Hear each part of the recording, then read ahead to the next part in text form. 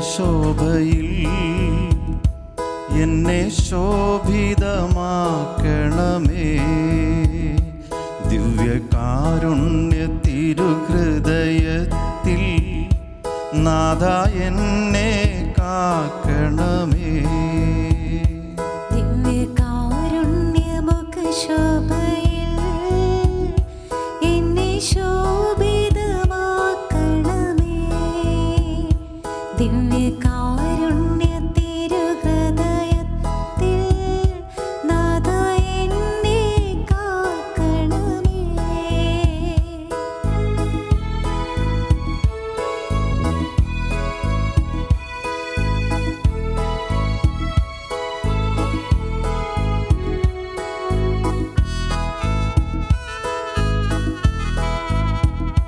യേശുവേ എൻ ഹൃദയത്തെ നിൻ ഹൃത്തടമാക്കണമേ. യേശുവേ എൻ ഹൃദയത്തെ നിൻ ഹൃത്തടമാക്കണമേ. യേശുവേ നിൻ സാന്നിധ്യത്തെ നിൻ സാന്നിധ്യമാക്കണമേ. യേശുവേ എൻ സാന്നിധ്യത്തെ നിൻ സാന്നിധ്യമാക്കണമേ. ദിവ്യകാരുണ്യ മുഖശോഭയിൽ എന്നെ ശോഭിതമാക്കണമേ. ദിവ്യകാരുണ്യ തിരുഹൃദയത്തിൽ നാഥ എന്നെ കാക്കണമേ.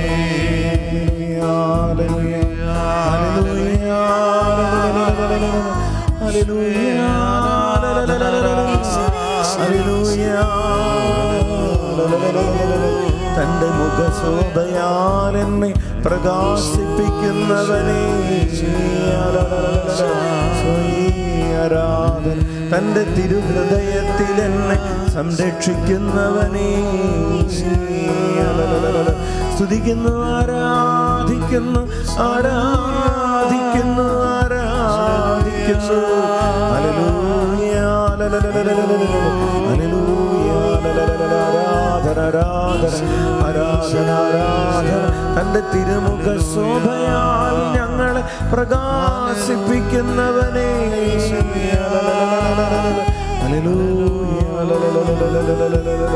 തന്റെ തിരുമുഖം ഞങ്ങളുടെ ആത്മാവിൽ പതിപ്പിച്ചു നൽകുന്നവനെ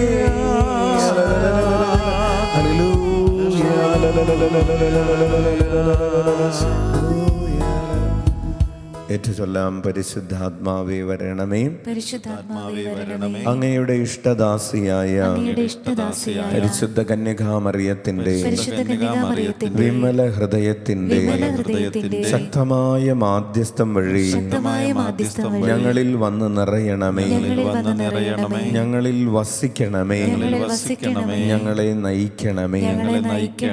ഈശോയുടെ തിരുഹൃദയത്തിൽ നിന്നും കാരുണ്യത്തിന്റെ നീർച്ചാലായി ഒഴുകിയിറങ്ങിയ തിരുരക്തമേ, തിരുജലമേ, ഞങ്ങളെ കഴുകി വിശുദ്ധീകരിക്കണമേ. ഈശോയേ, നീ എന്നിൽ ജീവിക്കണമേ. ഈശോയേ, നീ എന്നിൽ സ്നേഹിക്കണമേ. ഈശോയേ, നീ എന്നിൽ കരുണ കാണിക്കണമേ. ഈശോയേ, നീ എന്നിൽ വചനം പ്രഘോഷിക്കണമേ.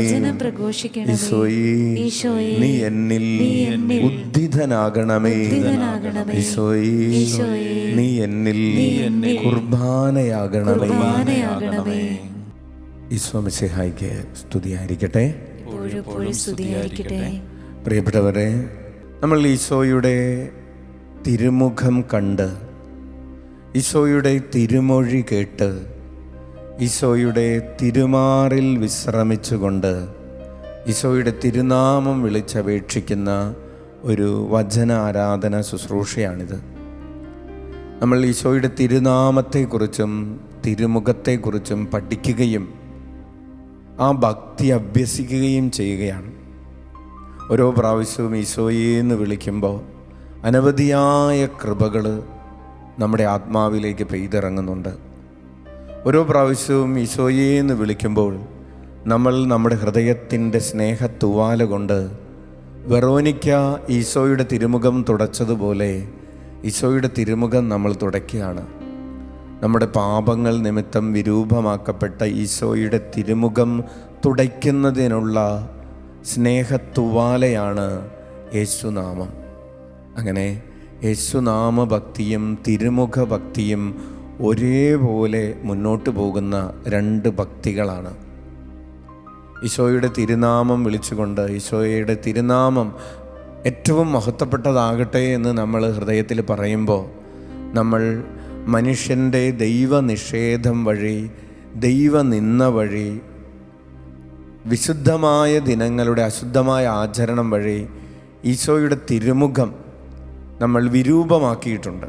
ഈശോയുടെ തിരുമുഖത്തുള്ള ആ കണ്ണുനീരും ചോരയും ചേറും തുപ്പലുമെല്ലാം നമ്മൾ തുടയ്ക്കുന്ന ഒരു ശുശ്രൂഷയാണ് ഈ ദിവ്യകാരുണ്യ മുഖശോഭയിൽ എന്ന ശുശ്രൂഷ.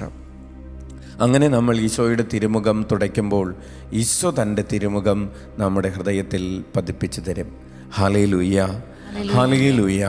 പ്രിയപ്പെട്ടവരെ, യേശുനാമം വിളിച്ച് പ്രാർത്ഥിക്കുമ്പോൾ നമുക്ക് അടിസ്ഥാനപരമായി ഉണ്ടായിരിക്കേണ്ട ചില മനോഭാവങ്ങളെക്കുറിച്ചാണ് നമ്മൾ പഠിച്ചുകൊണ്ടിരിക്കുന്നത്. ഈശോയെ എന്ന് വെറുതെ അധരം കൊണ്ട് വിളിച്ചാൽ പോരാ, നമ്മുടെ ഹൃദയം ഈശോയുടെ പദ്ധതികളോടും നമ്മുടെ ആത്മാവ് ഈശോയുടെ ആഗ്രഹങ്ങളോടൊക്കെ ചേർന്നിരിക്കണം. ഈശോയുടെ പദ്ധതികളെക്കുറിച്ച് നമ്മൾ ധ്യാനിച്ചു. ഈശോയുടെ പദ്ധതികളെക്കുറിച്ച് നമ്മൾ പഠിച്ചുകൊണ്ടിരിക്കുന്നു. നമ്മൾ പറഞ്ഞു എല്ലാവരും ഈശോയെ കണ്ടെത്തണം, എല്ലാവരും രക്ഷ പ്രാപിക്കണം, എല്ലാവരും അനുദപിക്കണം, എല്ലാവരും സ്വർഗീയ വിരുന്ന് ആസ്വദിക്കണം, എല്ലാവരും വിജയം നേടണം. ഇതെല്ലാം ഈശോയുടെ പദ്ധതികളാണ്. ഈ പദ്ധതികളെല്ലാം നമ്മുടെ പദ്ധതികൾ കൂടെ ആകണം. എന്നിട്ട് നമ്മൾ പറഞ്ഞു എല്ലാവരും കരുണ കാണിക്കണം എന്നത് ഈശോയുടെ പദ്ധതിയാണ്. കഴിഞ്ഞ 2 എപ്പിസോഡുകളിൽ ഈശോയുടെ ഈ ഒരു ആഗ്രഹത്തെയാണ് നമ്മൾ ധ്യാനിച്ചു കൊണ്ടിരുന്നത്. എല്ലാവരും കരുണ കാണിക്കണം. ആ പശ്ചാത്തലത്തിൽ നമ്മൾ പറഞ്ഞു, അന്ത്യവിധിയുടെ ഉപമ പറഞ്ഞു, നിർദ്ദയനായ ഭൃത്യൻ്റെ ഉപമ പറഞ്ഞു, നല്ല സമരിയക്കാരൻ്റെ ഉപമ പറഞ്ഞു. അതുപോലെ കഴിഞ്ഞ എപ്പിസോഡിൽ ശത്രുക്കളോട് കരുണ കാണിക്കുന്നതിനെക്കുറിച്ച് പറഞ്ഞു. പ്രിയപ്പെട്ടവർ, ഈശോ തൻ്റെ ജീവിതത്തിലൂടെ നമ്മെ പഠിപ്പിക്കുന്നൊരു കാര്യമാണ് കരുണ കാണിക്കണമെന്നത്. നമുക്കൊരു വചനഭാഗം വായിക്കാം. മർക്കോസിൻ്റെ സുവിശേഷം 6-ാം അധ്യായം 30 മുതലുള്ള തിരുവചനങ്ങളാണ്. മർക്കോസിൻ്റെ സുവിശേഷം 6-ാം അധ്യായം 30 മുതൽ. അപ്പോസ്തലന്മാർ യേശുവിൻ്റെ അടുത്ത് ഒരുമിച്ച് കൂടി തങ്ങൾ ചെയ്തതും പഠിപ്പിച്ചതും അറിയിച്ചു. അനേകം ആളുകൾ അവിടെ വരികയും പോവുകയും ചെയ്തിരുന്നു. ഭക്ഷണം കഴിക്കാൻ പോലും അവർക്ക് ഒഴിവ് കിട്ടിയിരുന്നില്ല. അതിനാൽ അവൻ പറഞ്ഞു, നിങ്ങളൊരു വിജന സ്ഥലത്തേക്ക് വരുവിൻ, അല്പം വിശ്രമിക്കാം. അവർ വഞ്ചിയിൽ കയറി ഒരു വിജന സ്ഥലത്തേക്ക് പോയി. പലരും അവരെ കാണുകയും തിരിച്ചറിയുകയും ചെയ്തു.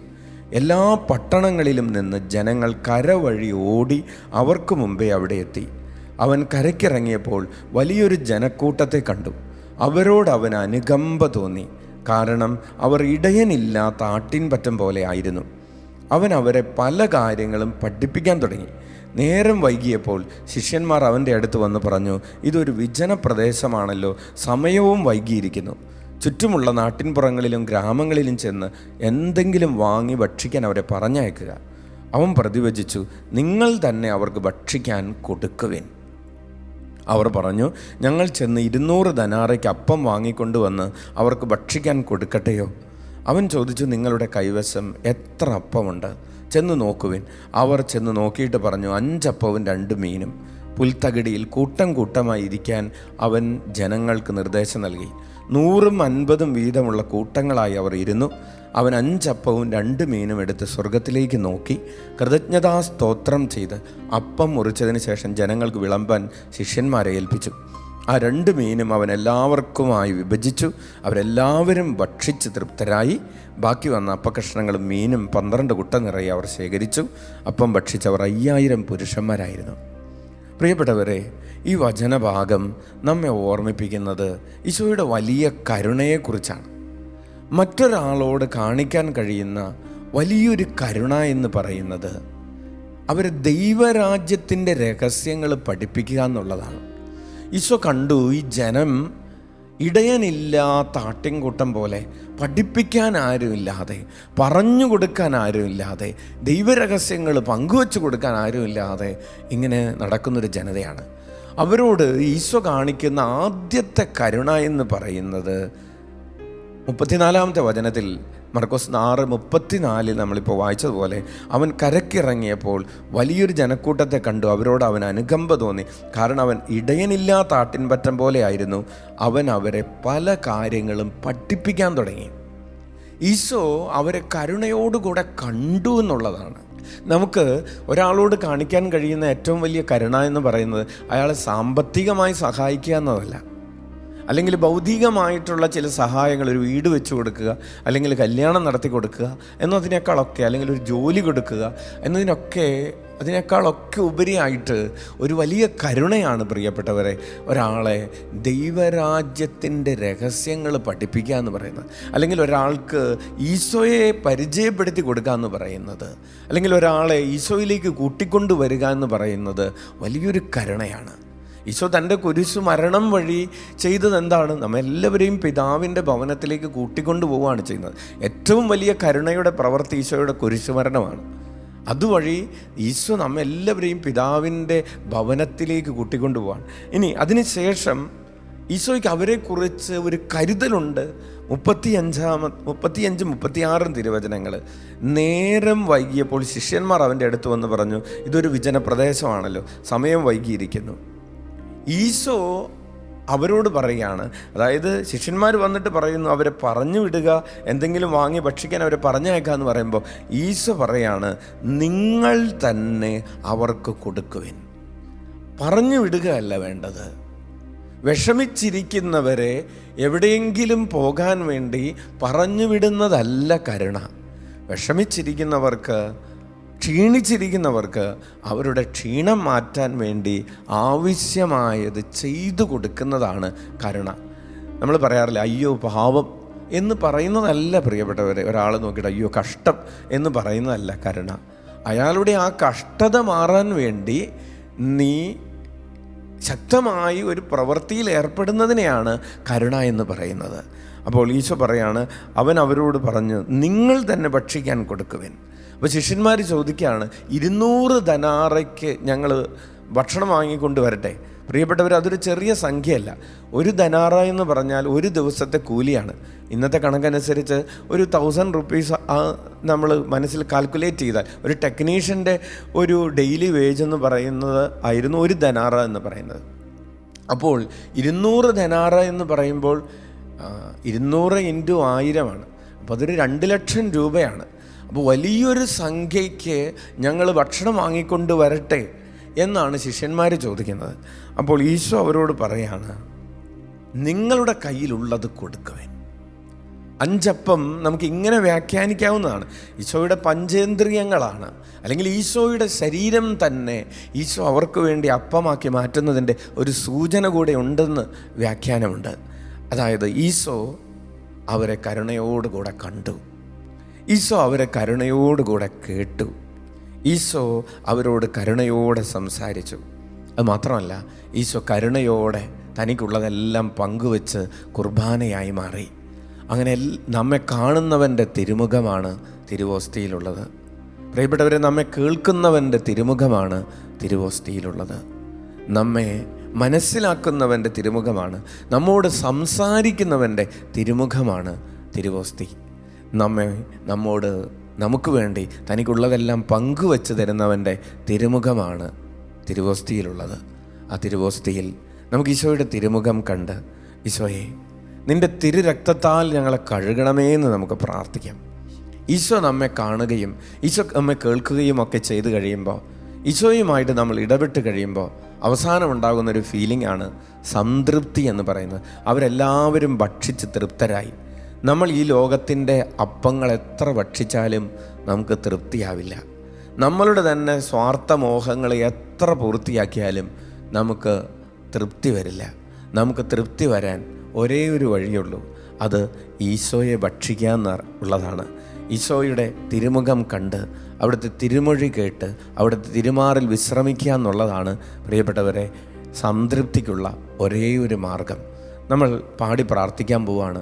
ഈശോയെ, തിരുരക്തക്കടലിൽ ഞങ്ങളെ കഴുകണമേ, കാരുണ്യക്കടലിൽ ഞങ്ങളെ മുക്കണമേ, തിരുരക്തത്തിൻ്റെ കോട്ട കെട്ടി ഞങ്ങളെ കാക്കണമേ, ഞങ്ങളിൽ തിരുരക്തത്തിൻ്റെ അഭിഷേകം നൽകണമേ. ഈശോയെ, അങ്ങ് കുരിശിൽ ചിന്തിയ രക്തമാണ് ഞങ്ങളെ വിശുദ്ധീകരിക്കുന്ന ആ ഒരു കൃപ എന്ന് പറയുന്നത്. ഞങ്ങളെ വിശുദ്ധീകരിക്കണമേ, ഞങ്ങളുടെ പാപങ്ങളിൽ നിന്ന് ഞങ്ങളെ മോചിപ്പിക്കണമേ, ഞങ്ങളുടെ ആത്മാവിലൊരു പുതിയ അഭിഷേകം നൽകണമേ, തിരുരക്തത്തിൻ്റെ അഭിഷേകം നൽകണമേ. നമുക്ക് എഴുന്നേറ്റ് നിൽക്കാം, നമുക്ക് കരങ്ങൾ ഉയർത്തി സ്തുതിച്ച് പ്രാർത്ഥിക്കാം. ഹല്ലേലൂയ, ഹല്ലേലൂയ, ഹല്ലേലൂയ. യേശുവേ സ്തോത്രം, യേശുവേ നന്ദി, യേശുവേ ആരാധന. ഹല്ലേലൂയ, ഹല്ലേലൂയ, ഹല്ലേലൂയ. കർത്താവേ, കരുണയുള്ളവനായ ഈശോയെ, തന്നെ തന്നെ ഭാഗിച്ച് നൽകുന്നവനായ ഈശോയെ, രക്തം ചിന്തി ഞങ്ങളെ വിശുദ്ധീകരിക്കുന്നവനെ, തൻ്റെ രക്തം വിലയായി നൽകിയവനെ. ഹല്ലേലൂയ, ഹല്ലേലൂയ, ഹല്ലേലൂയ, ഹല്ലേലൂയ. ഞങ്ങളെ വീണ്ടെടുക്കുന്നതിന് വേണ്ടി തൻ്റെ രക്തത്തെ വിലയായി നൽകിയ കർത്താവേ, ഞങ്ങളുടെ ആത്മാവിന് പുതിയ ജീവൻ നൽകുന്നവനെ. Hallelujah, hallelujah. തിരുരക്തത്തിൻ്റെ അഭിഷേകം ഞങ്ങൾക്ക് നൽകണമേ. ഹല്ലേലൂയ. സ്തുതിക്കുന്നു. കറയില്ലാത്ത കുഞ്ഞാടെ. ഹല്ലേലൂയ, ഹല്ലേലൂയ. ഞങ്ങളുടെ കുറവുകൾ നീക്കുന്നവനെ. ഹല്ലേലൂയ. സ്തുതിക്കുന്നു. കരമടിച്ച് പാടാം.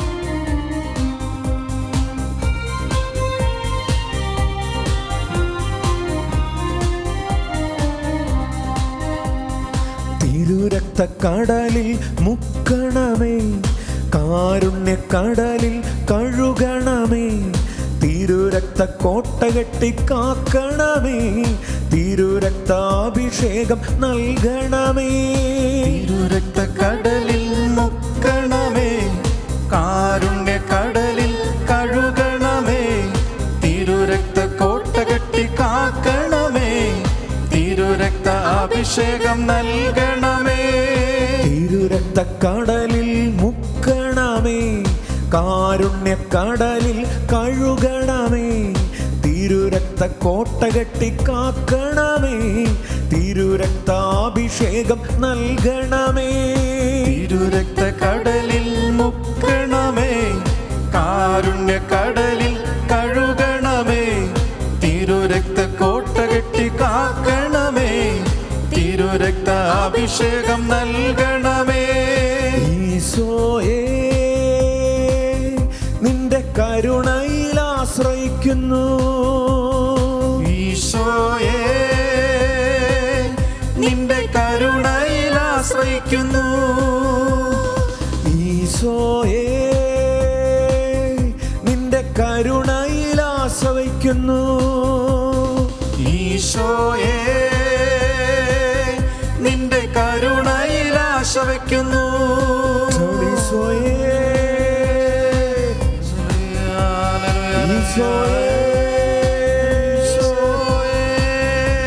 എന്നെ കാണുന്നവനെ,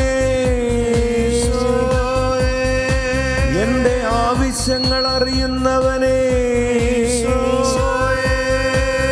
എനിക്ക് വിടുതൽ നൽകുന്നവനെ, എനിക്ക് പുതുജീവൻ നൽകുന്നവനെ,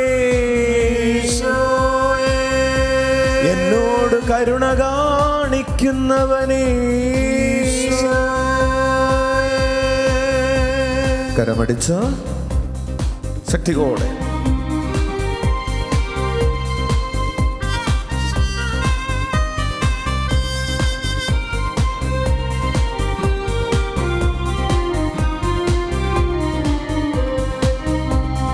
കുരിശിൽ ഈശോ മിശിഹാ ചിന്തിയ തിരുരക്തത്തിൻ്റെ അഭിഷേകം, കുരിശിൽ ഈശോ മിശിഹാ ചിന്തിയ തിരുരക്തത്തിൻ്റെ അഭിഷേകം, വിടുതൽ നേടാൻ വിലയായി നൽകിയ തിരുരക്തത്തിൻ്റെ അഭിഷേകം, വിടുതൽ നേടാൻ വിലയായി നൽകിയ തിരുരക്തത്തിൻ്റെ അഭിഷേകം, ആത്മാവിൽ പുതുജീവൻ നൽകും തിരുരക്തത്തിൻ്റെ അഭിഷേകം, ആത്മാവിൽ പുതുജീവൻ നൽകും തിരുരക്തത്തിൻ്റെ അഭിഷേകം, തിരുരക്തത്തിൻ്റെ അഭിഷേകം, തിരുരക്തത്തിൻ്റെ അഭിഷേകം, തിരുരക്തത്തിൻ്റെ അഭിഷേകം, തിരുരക്തത്തിൻ്റെ അഭിഷേകം. ഒരുമിച്ച് പാടാം.